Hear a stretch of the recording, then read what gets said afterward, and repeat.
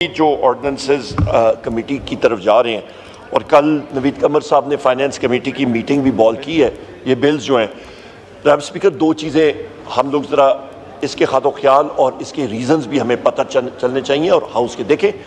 सबसे पहली चीज़ ये, आपने स्टेट ओन एंटरप्राइजेज में आपकी डिस्ट्रीब्यूशन कंपनीज आती हैं सारी, इन सारों के बोर्ड ऑफ डायरेक्टर्स ये हुकूमत आई है, इसने इमीडिएटली अपने लोग वहाँ पे लगाए हैं। हम में से कोई उसमें नहीं इन्वॉल्व था।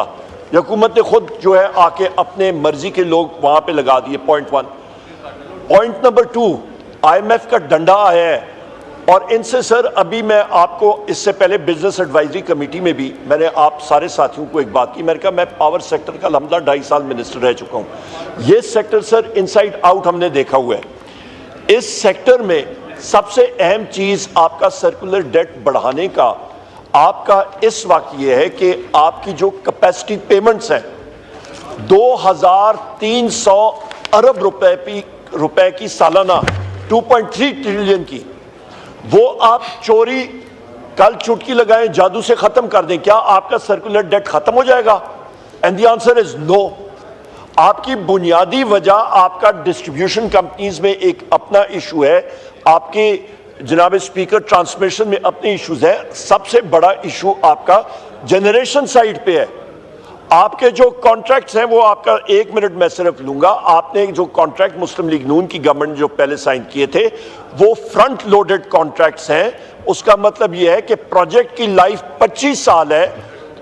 आपने सूद और प्रिंसिपल की पेमेंट पहले 10 सालों में करनी है।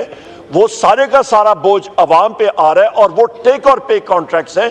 टेक और पे से कॉन्ट्रैक्ट का मुराद ये है कि आप बिजली इस्तेमाल करें या ना करें, आपको उस IPP को, उन कंपनीज को पैसे देने पड़ेंगे।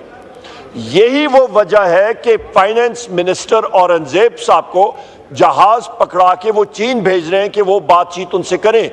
मसला ये है जनाब स्पीकर के चाइनीज कंपनीज जिन्होंने ये कर्जे दिए हैं CPEC प्रोजेक्ट्स में, वो कोई गवर्नमेंट की कंपनीज नहीं है। उन्होंने पीछे कमर्शियल बैंक से कर्जे उठाए हुए हैं। उनका जो पोर्टफोलियो है वो लॉक्ड है अपनी जगह पे। उन्होंने मार्केट्स में अपनी जगह पे रिटर्न्स लॉक किए हुए हैं।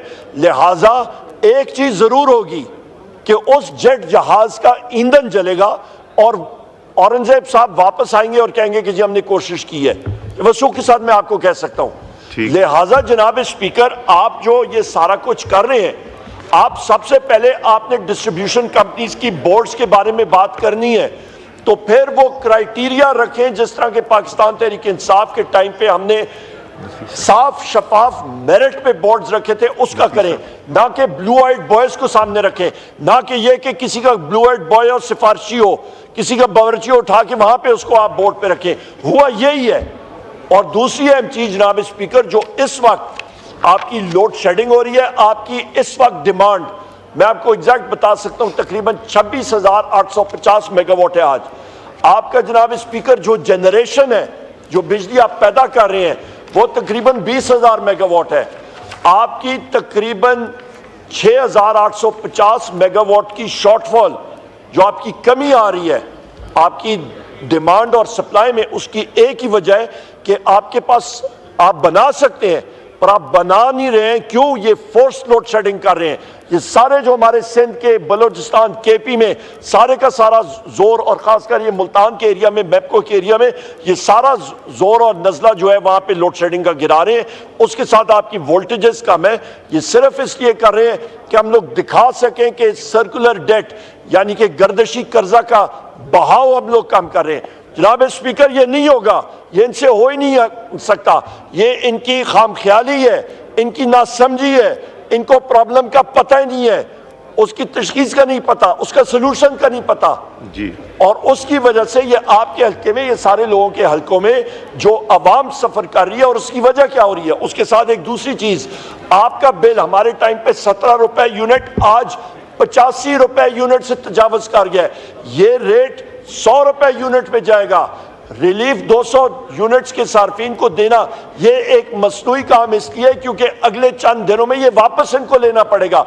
मैं आज फ्लोर ऑफ द हाउस में आपको बता रहा हूं, क्योंकि आपका जो अगस्त में बिल्स आएंगे जनाब स्पीकर, जो बिजली इन लोगों पे गिरेगी, ये कमर तोड़ बिल्स आने वाले हैं आपके पावर सेक्टर में भी और आपके गैस के सेक्टर में। ये यहां पे मैं कर दूं क्यों? क्योंकि इनकी नाअहली की वजह से। बहुत शुक्रिया जनाब। आलिया कामरान साहबा।